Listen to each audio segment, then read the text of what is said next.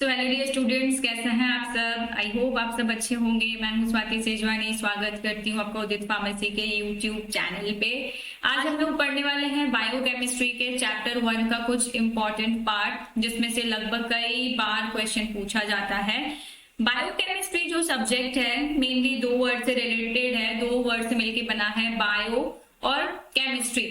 Bio का मतलब होता है लिविंग, ठीक है। जब हम किसी भी लिविंग चीज के बारे में बात कर रहे हैं, बायो वर्ड आ रहा है तो मतलब हम किसी लिविंग चीज के बारे में बात करें। केमिस्ट्री मतलब जो रिलेटेड है केमिकल से, कंपाउंड से, फॉर्मूला से। तो हमारी जो बॉडी है इसमें भी तो कई तरह के एंजाइम्स, प्रोटीन्स, न्यूक्लिक एसिड्स ये भी तो होते हैं। तो ये किससे बनते हैं, इनकी भी तो कुछ केमिस्ट्री होती है। तो हम लिविंग बीइंग्स की, चाहे वो प्लांट्स हो, चाहे वो एनिमल्स हो, चाहे वो ह्यूमंस हो, उनकी क्या केमिस्ट्री रहती है, उनमें क्या क्या साइकिल्स होती हैं, क्या क्या पाथवेज होते हैं, कौन कौन से प्रोटीन्स होते हैं, न्यूक्लिक एसिड्स होते हैं, विटामिन्स होते हैं, ये पूरा एक हम कंसेप्शनल चीज पढ़ते हैं हमारे सब्जेक्ट बायोकेमिस्ट्री में। इसी से रिलेटेड है बायोकेमिस्ट्री। कोई भी चीज न्यू पढ़ने से पहले हमें उस वर्ड का मतलब जब पता होता है तब हम उसे और अच्छे से समझ पाते हैं।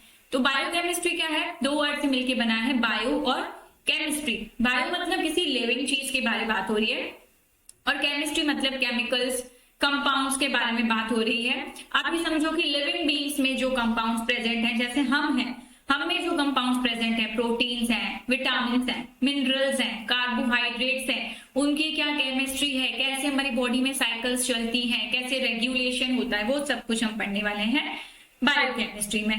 बायोकेमिस्ट्री में चैप्टर 1 है आपका इंट्रोडक्शन टू बायोकेमिस्ट्री, जो दो पार्ट्स में डिवाइडेड है। पहला आप पढ़ते हो scope of biochemistry in pharmacy, है ना, scope of biochemistry in pharmacy, और दूसरा है cell and its biochemical organisation. आज हम जो पढ़ने वाले हैं सेल के बारे में पढ़ने वाले हैं, क्योंकि एक इंपॉर्टेंट टॉपिक है। इसके बारे में कई बार पूछा जाता है और बहुत बेसिक टॉपिक है। अगर आपने इसे एक बार अच्छे से समझ लिया और ब्रीफ में भी अगर आपने समझ लिया तो आप इस पे अच्छे से आंसर लिख पाओगे। सेल क्या है, सेल को अगर हिंदी में आपने पढ़ा होगा तो कोशिका कहा जाता है, इंग्लिश में सेल कहा जाता है। कोई भी लिविंग बीइंग हो, कोई भी लिविंग बीइंग हो, छोटे से छोटा, हम तो फिर भी ह्यूमन बीइंग है, हमारे में ऑर्गन सिस्टम से छोटे से छोटा जो लिविंग बीइंग होता है वो सेल से बना होता है। बिना सेल से किसी की लाइफ है ही नहीं। इसी सेल के बारे में हमको पढ़ना है, सेल और उसके बायोकेमिकल ऑर्गेनाइजेशन। बायोकेमिकल ऑर्गेनाइजेशन मतलब उसमें लिविंग चीज जो है उसमें क्या क्या केमिकल्स हैं, क्या क्या केमिकल ऑर्गेनाइजेशन द्वारा, क्या किन किन केमिकल्स द्वारा वो जो सेल है हमारा बना हुआ है, उसके बारे में हमको पढ़ना है। Cell is the basic structural and functional unit of all known living organism। जितने भी living organisms हैं, जैसे मैंने बताया जितने भी living organisms हैं, चाहे वो छोटा हो, चाहे वो बड़ा हो, चाहे वो माइक्रो ऑर्गेनिज्म हो, उसमें सेल जो है बेसिक यूनिट होती है। बेसिक जो स्ट्रक्चर होता है, बेसिक जो फंक्शन होता है किसी भी लिविंग ऑर्गेनिज्म का, वो सेल के द्वारा ही होता है। इतना छोटा सा होता है सेल, एक बिंदी के बराबर, ठीक है। तो सेल जो है किसी भी लिविंग ऑर्गेनिज्म का स्ट्रक्चरल और फंक्शनल यूनिट होता है। It is the smallest unit of life. सबसे छोटा होता है, सबसे छोटा, जो कि हमारी नेकेड आई यानी खुली आई से देखना संभव नहीं है, हमें इसे माइक्रोस्कोप से देखना पड़ता है। It is the smallest unit of life that is classified as the living thing. अगर आपसे कोई पूछा जाए लिविंग थिंग में सबसे छोटी से छोटी चीज क्या है, तो सबसे छोटी से छोटी चीज होती है cell, and is often called the building block of life. ये छोटी चीज जरूर है, लेकिन ये हमारी जो लाइफ है, हमारी जो जिंदगी है, उसका बिल्डिंग ब्लॉक है। मतलब हमारी जो बिल्डिंग है वो किससे बनी हुई है, सेल से बनी हुई है।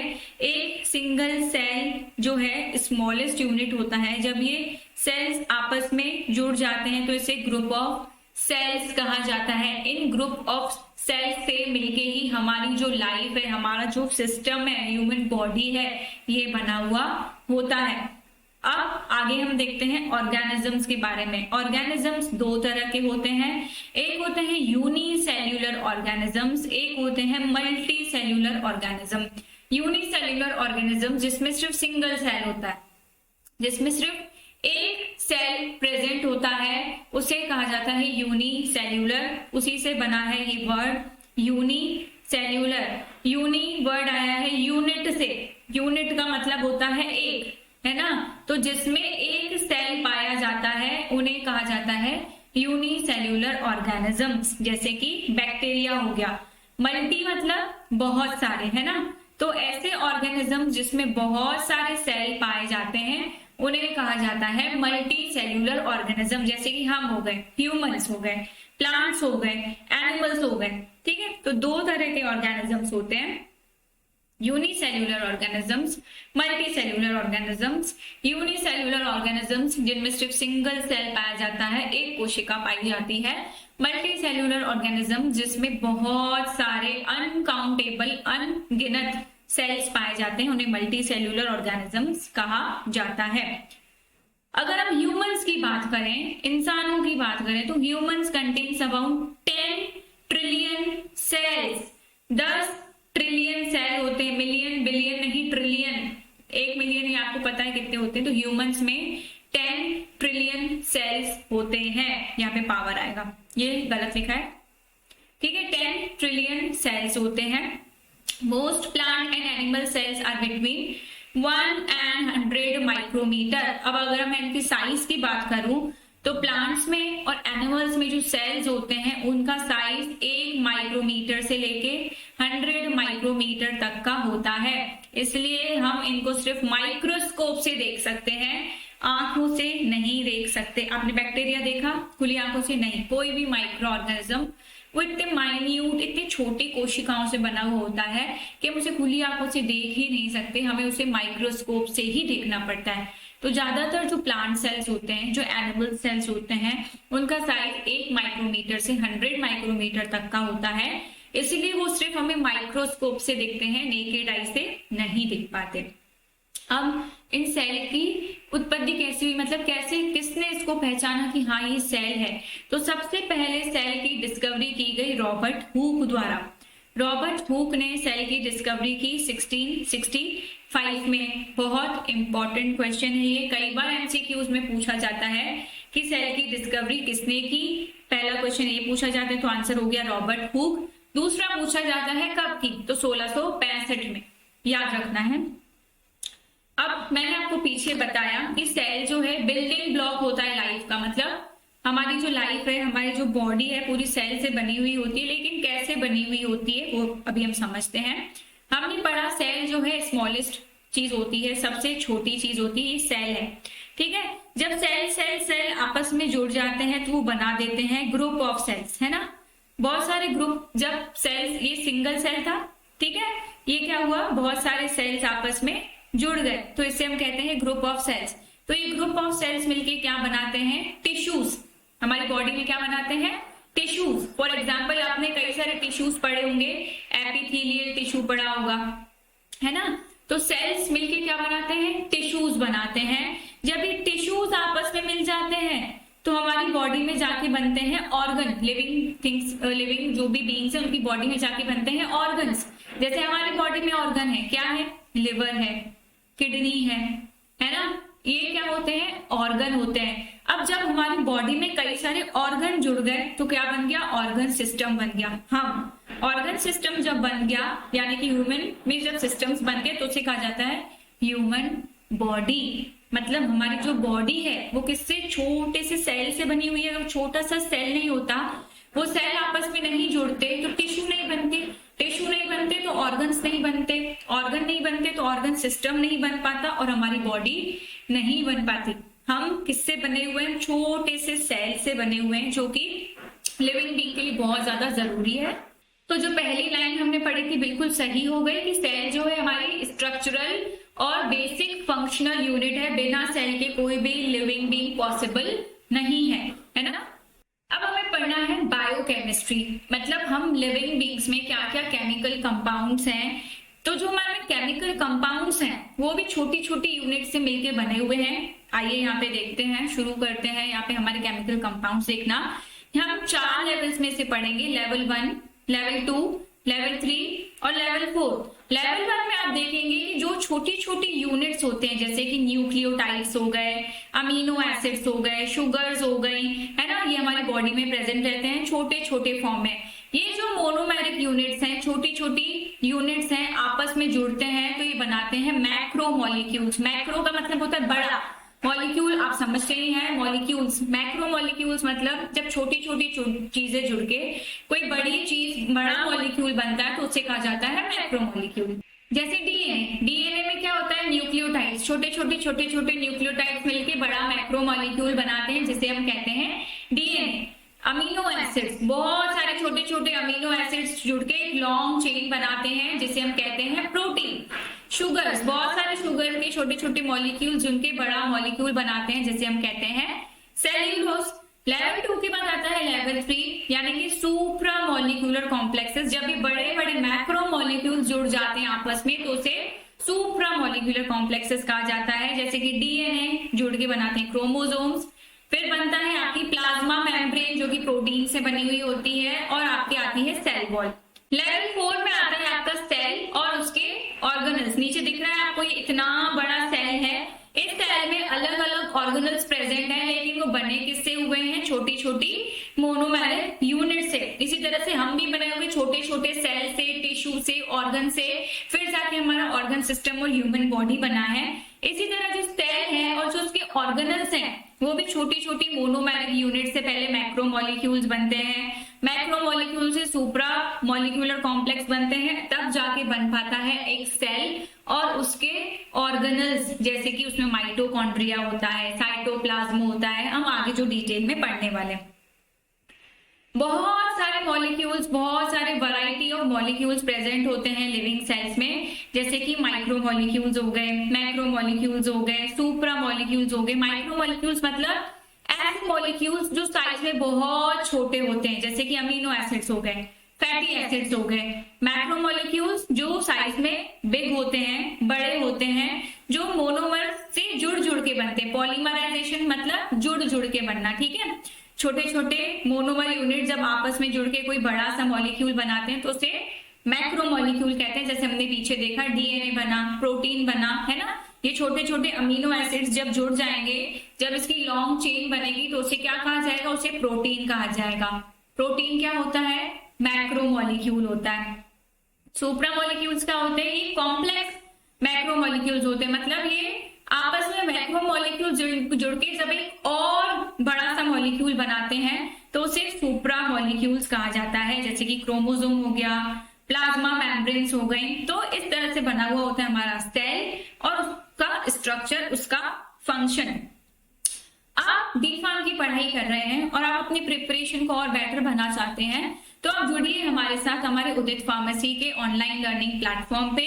वहां पे आपको पूरी तैयारी कराई जाएगी, आपके डेली लेक्चर, लाइव क्लासेस लिए जाएंगे, पीडीएफ के फॉर्म में आपको नोट्स मिलेंगे। अगर आप हार्ड स्टडी मटेरियल खरीदना चाहते हैं तो गाइड्स के फॉर्म में आपके हार्ड मटेरियल भी मिलता है।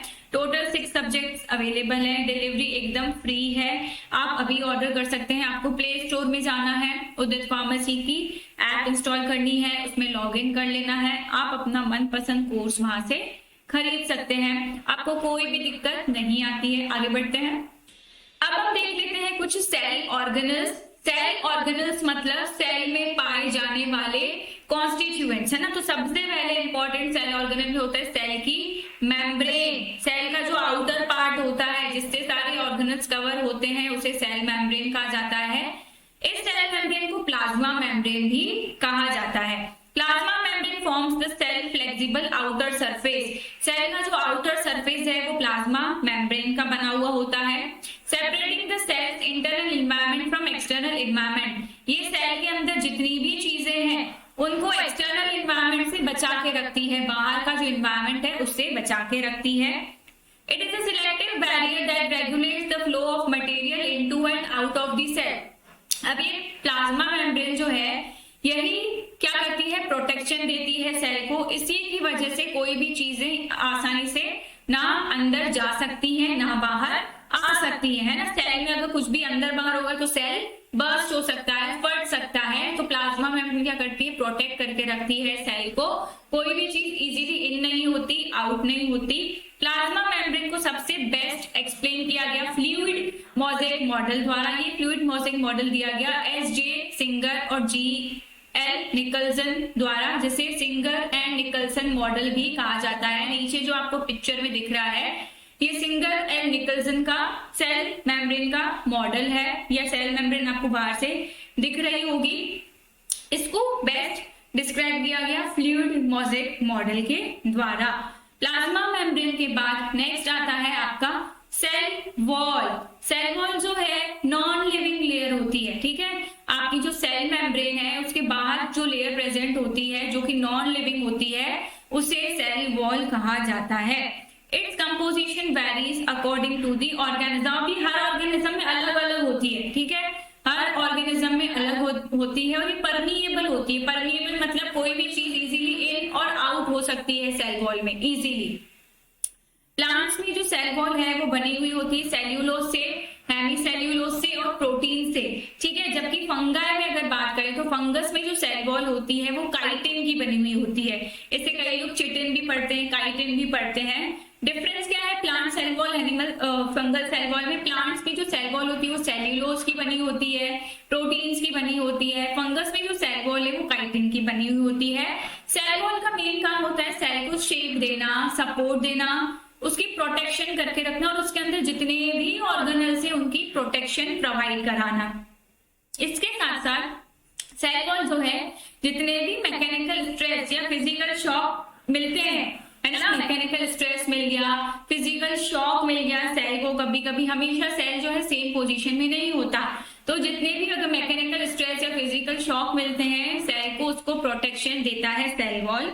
इसके साथ साथ सेल का एक्सपांशन, जैसे ही पानी गया सेल के अंदर तो सेल क्या हो गया, एक्सपांड हो जाएगा, फैल जाएगा, ठीक है। तो सेल का एक्सपांशन कंट्रोल करने में भी सेल वॉल हेल्प करती है। ये नीचे आपको डायग्राम में दिख रहा होगा। सेल वॉल क्या करता है, रिजिडिटी यानी कि कठोरता, सपोर्ट प्रोवाइड कराता है सेल को, जिसकी वजह से सेल जो है इजीली अपने आप को एक्सपांड कर पाता है। जब उसके अंदर पानी जाता है उसके जितने भी ऑर्गेनल्स हैं वो प्रोटेक्टेड रहते हैं, उनके ऑर्गेनल्स डिस्ट्रॉय नहीं होते, प्रोटेक्शन रहती है, सपोर्ट रहता है, सेल का जो शेप है वो बना हुआ रहता है। नेक्स्ट इंपॉर्टेंट ऑर्गेनल आता है माइटोकॉन्ड्रिया।